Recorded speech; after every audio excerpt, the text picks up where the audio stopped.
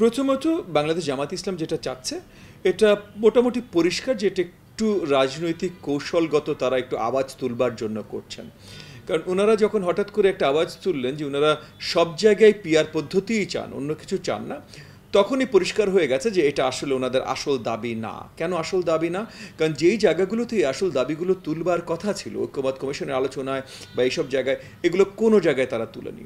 তারা শুধু হুটহাট করে মিডিয়াকে ডেকে এবং রাস্তায় নেমে এই আওয়াজগুলো তুলেছে একটু পিআরের জন্য। দেখেন, অনেক বছর পর আমাদের দেশে আমরা একটা নির্বাচনে যাচ্ছি, তো এই নির্বাচনে সবার অনেক আশা প্রত্যাশা আছে।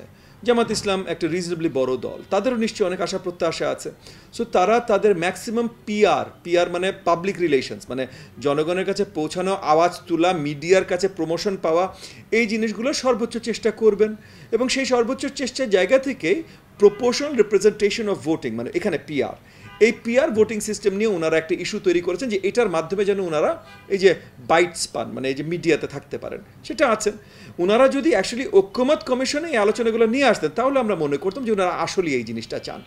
তখন একটা শক্ত আলোচনা আসতে পারতো যে এই চাওয়াটা আসলে ভুল, কারণ এটা বাংলাদেশের জন্য কার্যকরী না। তারা যেভাবে পিআর চান, পিআর কিন্তু এনডিএম আমার দল আমরাও চাই, কিন্তু আমরা উচ্চ কক্ষে চাই, সব জায়গায় চাই না।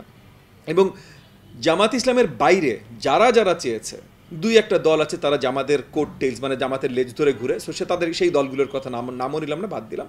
বাকি অনেকগুলো দল পিআর চেয়েছে এবং সবাই আমাদের মতো উচ্চ কক্ষেই চেয়েছে, নিম্ন কক্ষে কেউ চায়নি।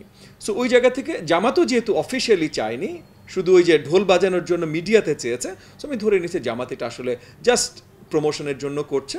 এবং নির্বাচনের জন্য আপনি যদি একটু খেয়াল করে থাকেন, বাংলাদেশের যে 300 আসন আছে, এই 300 আসনে ক্যান্ডিডেট সেট করে প্রচারণার কাজ শুরু করে দিয়েছে অনেক মাস হচ্ছে একমাত্র জামাত ইসলাম, অন্য কোনো পার্টি এটা করে নাই।